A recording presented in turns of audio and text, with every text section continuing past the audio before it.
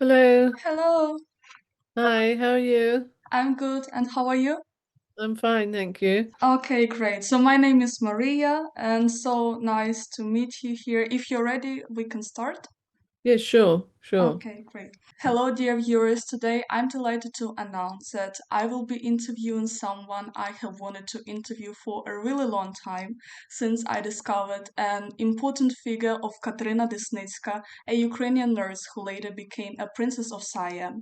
And today, my dear viewers, I have an honor to talk with her granddaughter, Narisa Chakrabongse, who is an incredible writer, publisher, and environmental activist. Hello, dear Miss Chakrabongse. I'm so happy to talk to you today. Hello. It's very nice to talk to you. So I have prepared so many questions for you, but I think it would be better to start with brief self-introduction and how did you get the idea of starting co-writing a book about the story of your grandmother Kateryna Desnytska and grandfather Prince of Siam, Prince Chakrabongse. Yes, well, I first learned about my grandmother's story probably when I was about 15 and my mother was dying actually, and she was going through a lot of papers on her desk, and I said, "Oh, what are these?" And she said, "Oh, these are some letters, between your grandfather, your Thai grandfather, and your Russian Ukrainian grandmother." And so I was quite interested, but I was young, I was studying. I didn't have time to do anything about it. So when I was in my late 20s, and I was talking to my aunt, Eileen Hunter, who was a writer, we got the idea of doing the book. And so I started translating all my grandfather's diaries because he was a Thai prince and he was head of the armed forces in Thailand. So he kept a very comprehensive diary. And also he had studied in St. Petersburg because Tsar Nicholas II had paid for his entire education. So he'd been sent to St. Petersburg as a young man. And so he had diaries that were both in Russian and in Thai. So I could do the Thai side because I'm a bilingual Thai speaker. But I couldn't do the Russian side. So I found various people to do the Russian side. And with all this information and with working with my aunt, we did the first edition of Katya and the Prince of Siam. And then a long time passed. And, my aunt died. And I realized that the book needed revising, really. And by that time, I'd met my cousin, Maria Desnytskaya, in St. Petersburg when I went there, because I went to St. Petersburg quite a few times in the past. And she started also translating some of the letters for me.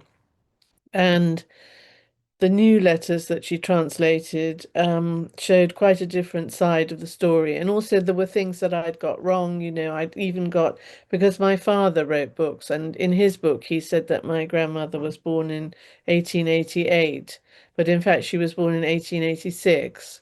Things like that. So there were some mistakes and there were new angles on the book, and through the work of Maria Desnytska, I could see that, my grandmother, because the story was a terrible scandal. I mean, when they eloped to Constantinople and got married, it was a terrible scandal in the Thai royal family. And in the new book, I could see that actually she got on very well with Queen Sewapa. So there were many, many new things that needed correcting. And so that's why I've done the new edition. Actually, I need to run downstairs and get a copy of the book to show you. Can you wait Yes, a minute? yeah, Do you of mind if I course. just go and Yeah, get it? sure, sure.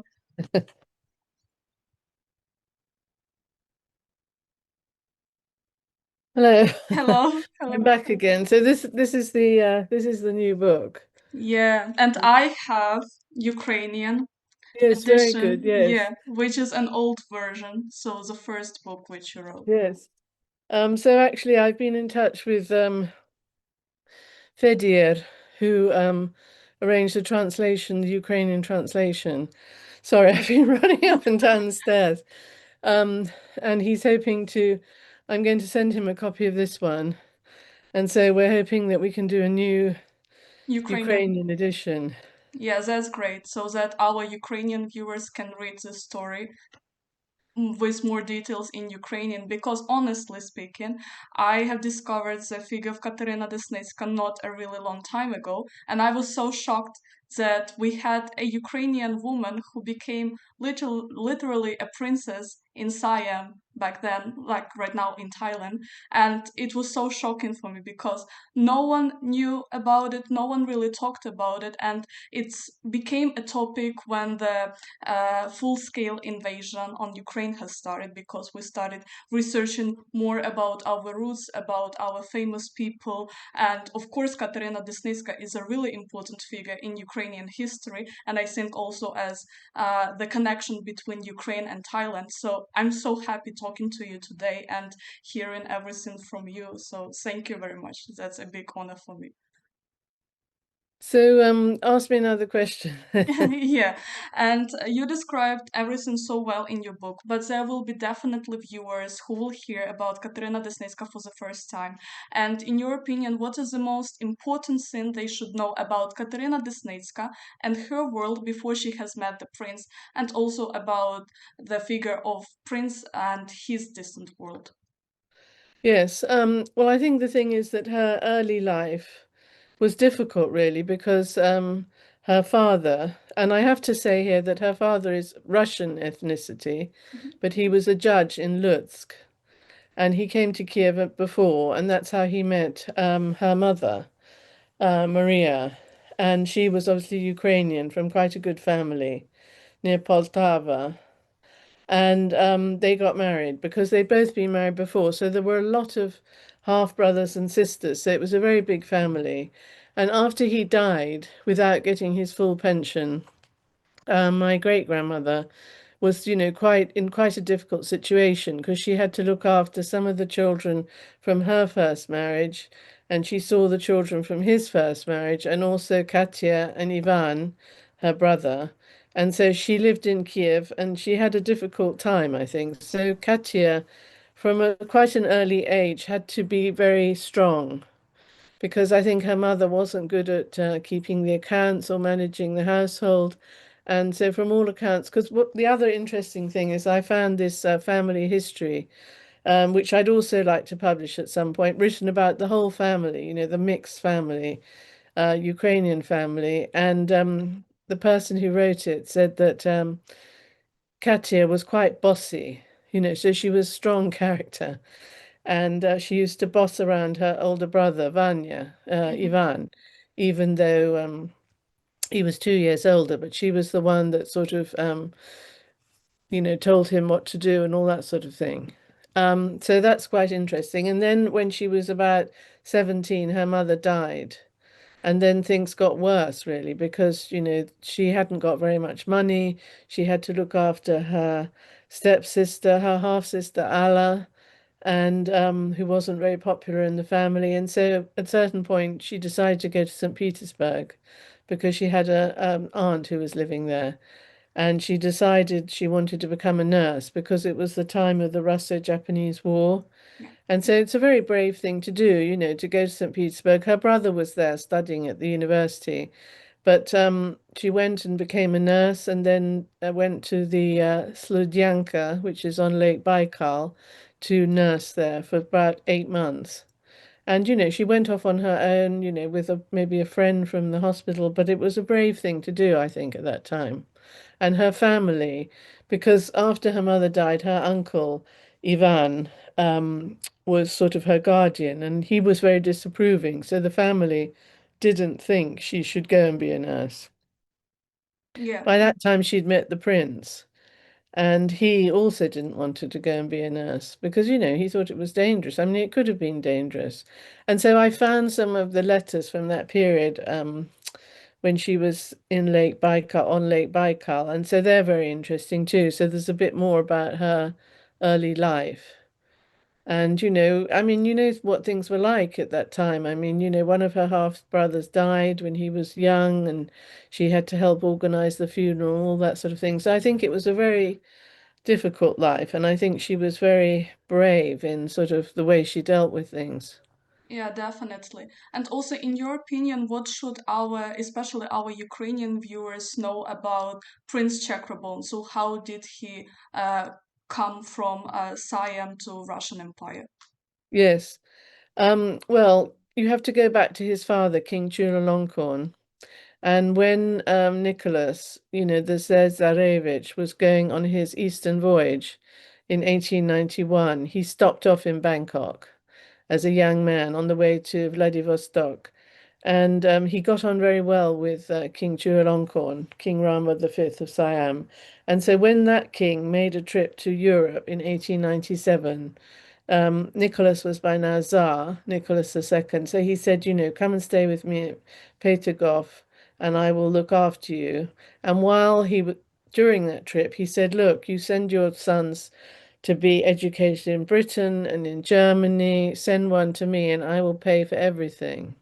And so this is quite an interesting thing. At that time, Siam was trying to appear to the Western powers who wanted to colonize it as very civilized. And so at that time, they sent their sons to be educated in Britain and Germany and Denmark, but not Russia. And so it was important, I think, to send someone to the Russian Empire. And he chose my grandfather because he was clearly a very capable young man and good at his studies. He was already in England learning English. And so then a Russian tutor was engaged to teach him, who said that he was brilliant and that he learned Russian incredibly quickly. And then he went to St. Petersburg and he went into the Corps des Pages, which was a school for the sons of military officers, generals and that sort of thing, or the elite of that time. And he did very well. He graduated top of his class at the end of his studies. And then after that, he joined the Hussars. So, he had a fantastic education. And I mean, the idea of him meeting a Ukrainian girl and then eloping with her was quite, shocking.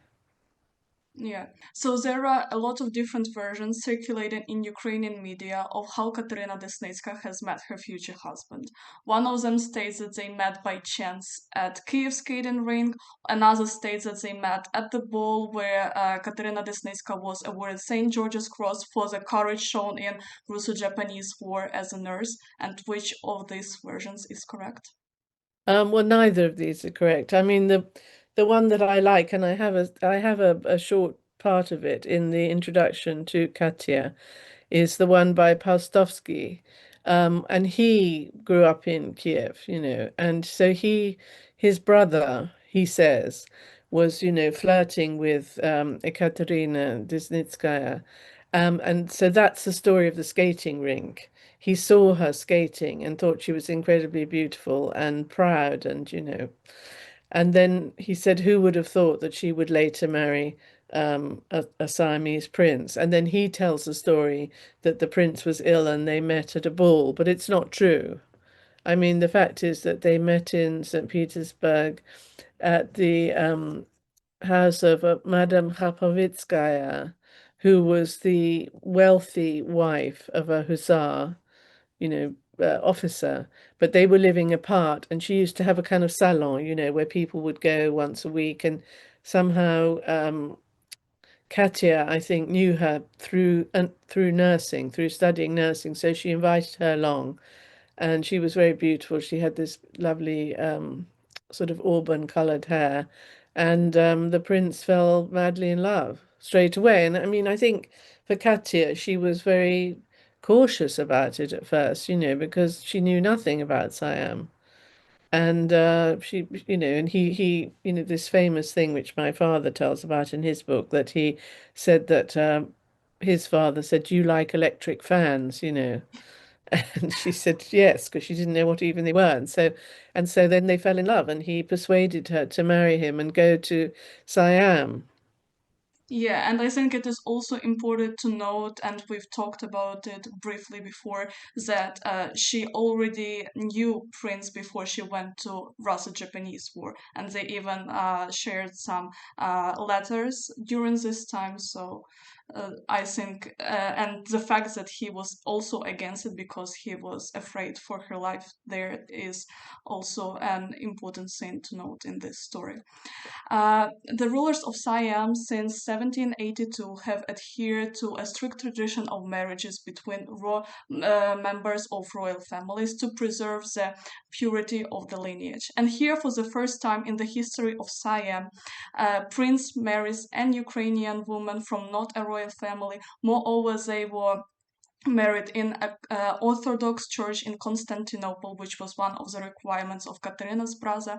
So I can imagine the reaction of the royal family, but it is also interesting to hear the reaction of the Thai people, how they reacted to on this matter, and the reaction of Kateryna's family, and to the fact that she is moving to a faraway country called Siam and is going to become a princess there. Yes. Well, when they got married in Constantinople, my grandfather took a lot of trouble to make sure that there would be no real record of it. And he didn't want his parents to find out before he got home to Siam. So they went and had a honeymoon in Egypt, which was very nice. And then he decided that Katya should stay in Singapore while he went home. And in fact, he didn't tell his parents until one day the king said, "What's this about a Madame de Pisnolog?" Because he had another bit of his name was Pisnolog, living in Singapore. And so then he said yes, and the king was absolutely furious and refused to see him again and wrote him some horrible letters. And it was a terrible scandal. So at that point, he decided to bring Katya to Bangkok. And then she lived a very quiet life for the first year, where she learned Thai and she started wearing Siamese dress. So he had a nice house. The palace had big grounds and everything else, and she started to do gardening. She loved gardening, and there were a lot of people living in the grounds, servants or other minor princes, and so she had a lot to do. And all this, we know everything about her life from the letters she wrote to Vanya. And sadly, we don't have his letters to her. So I don't really know why. I think when she left later on, she didn't take the letters with her, but I think Vanya kept all the letters that she had written to him. So we know sort of one side of this conversation between brother and sister. But so we know from there, she sort of asked him, says, "I wonder how's everything in Kiev? I miss Kiev so much. I miss the Russian Orthodox Church so much. Tell me, how did the family take the marriage?"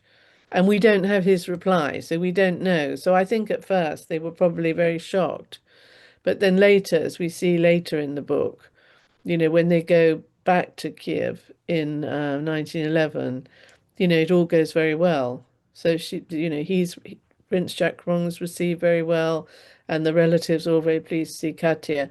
And Katya, I mean, the prince gave her an allowance, and she sent always sending money home, always sending money to Allah, who was this, half sister who had a very unsuccessful life, or sending money to other, half brothers who needed money or having children or things like that. So she was incredibly generous. She supported her relatives as much as she could. And I think that's another, very good quality of hers, that she didn't, when she had money, she didn't really want to have it for herself. She wanted to send it back to her relatives. Yeah, that's definitely a good quality that she didn't forget about her family. Also, as I was reading your book, it was quite interesting for me the fact that Katerina stayed in Singapore and Prince came to Thailand alone, and he didn't tell his parents right away. And the fact that his parents didn't get this information from the prince himself was quite surprising for me because I thought that the Prince Chakrabongse would tell everything himself, and maybe, of course, the rage and the shock of the royal family is completely understandable because there was no precedence before. But still, why didn't he decide to tell everything himself? Do you Yes, have I, an I answer? agree. I agree. I think that was a mistake. I think it would have been better if he'd told it himself, or perhaps told his mother or something first, because his mother was, adored him. So I think that was a huge mistake. And for the king to find out from another source, was made him much crosser. So you're absolutely right. But obviously, we don't know why he didn't do that. Maybe he was scared, or maybe he, sometimes when you have to say something difficult, you keep waiting for the right moment, and the right moment never comes. Yeah, until the truth is out. Yeah, yeah. So you've briefly mentioned since Kateryna Desnytska moved to Siam that she learned Thai language and also wore Siamese traditional clothes. But what cultural shocks did she experience upon arriving to Siam, and what traditions did she embrace as her own? Yes, I mean, she was very, she not very religious, but religion was important to her. But she talked about Buddhism in quite a positive way. And she also talked about the position of women. And I think one of the interesting things is that she thought that the Western people in Siam often behave very badly, and were sort of superior and thought they were better than the Thais. So I think the good thing about her is that she embraced Thai culture very well, and she gradually, as she lived in the palace, some of the her husband's, relatives would come to visit and that sort of thing, and she got on very well with them. Um, so I think she was very open-minded, actually, and she was not at all racist in any way. And she liked the food, she liked to run the household, and she loved Thai food. So I think she fitted in very well. And are there any examples of maybe how she tried to implement the culture of her home country into that society?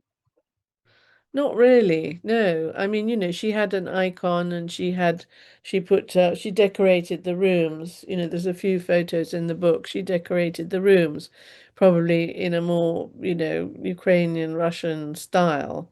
But no, I think she wholeheartedly embraced the culture of her husband, actually. Um, Obviously, later on, when she was accepted and when people came to visit, she was a very good hostess, and she enjoyed having parties and, arranging the menu. And later on, when she got to know the Queen, she was very attentive to the Queen. But I would say that she took to life in Siam extremely well. Yeah, which is really important for her further life there. And so we've talked about the reaction of the royal family, and of course, the shock and the rage is completely understandable. But still, when did the ice between Katerina Desnytska and royal family start breaking, in your opinion? Well, I think it was really when my father was born, because obviously everyone loves to have a grandchild. And the Queen, this in fact was the only grandchild she was ever to see, because there were a few couple of children born later, but she was already dead. So she absolutely adored my father, and he was a very, adorable looking child.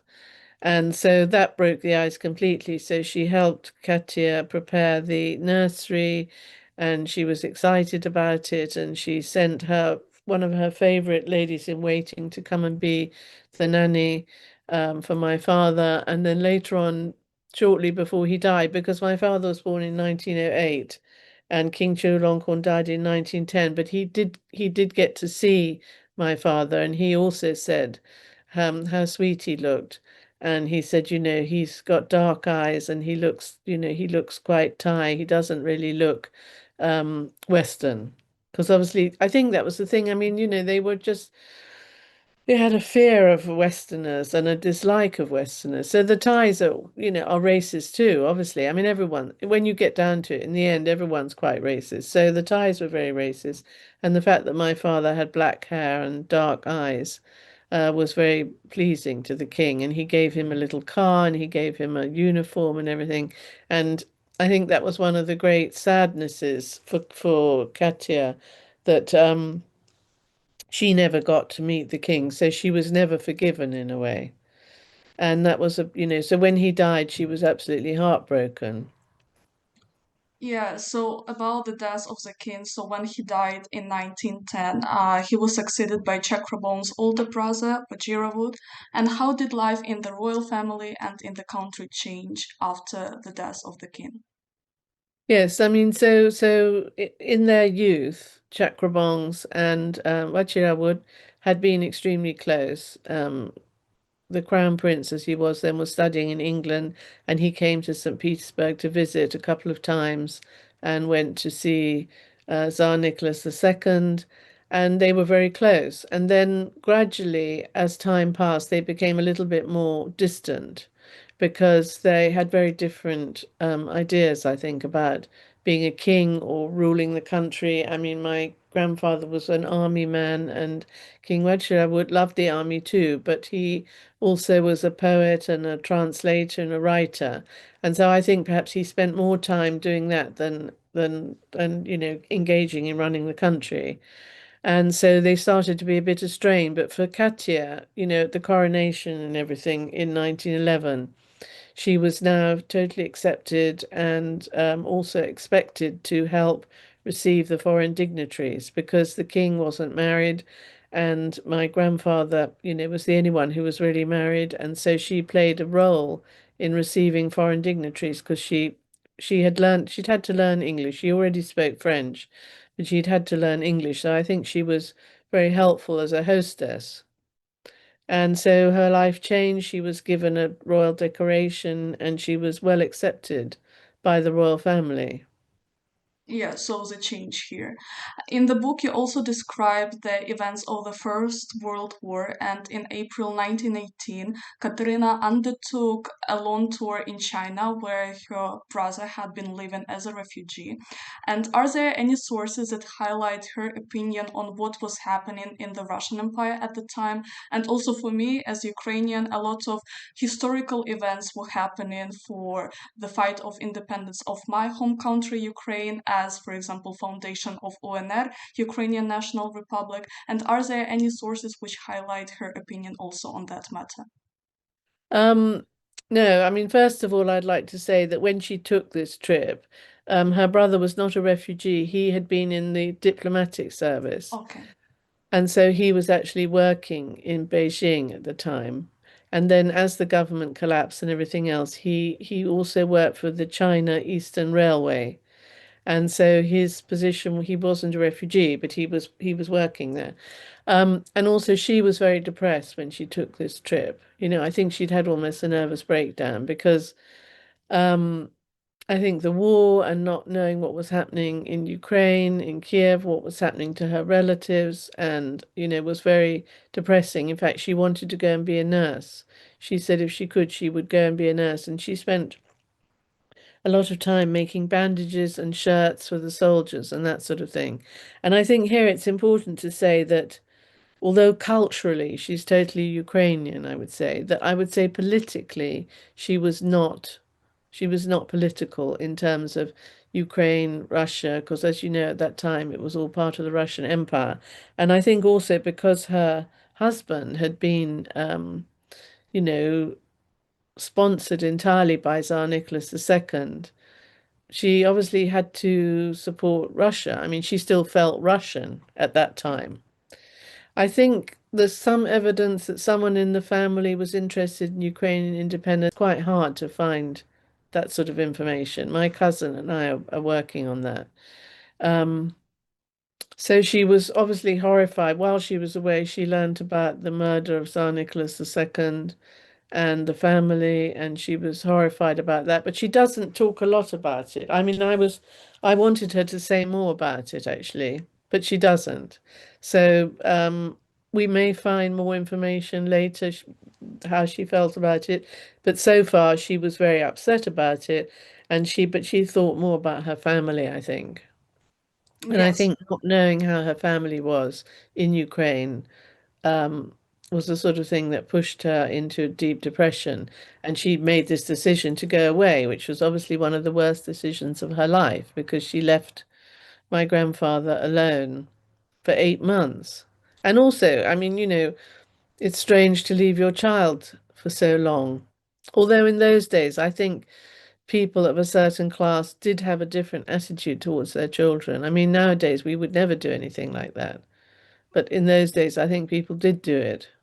Yeah, especially taking into account the times of war, it is unimaginable. So you don't know how tomorrow will look like. So, and actually, looking at her bossy character, as you've already mentioned, and the fact that she took part in Russo-Japanese War as a nurse, so she helped soldiers, and the fact that she cannot help like as she would like to, I Yeah. think was quite heartbreaking for her, and that shows her real courage and her character, I would say, historic character.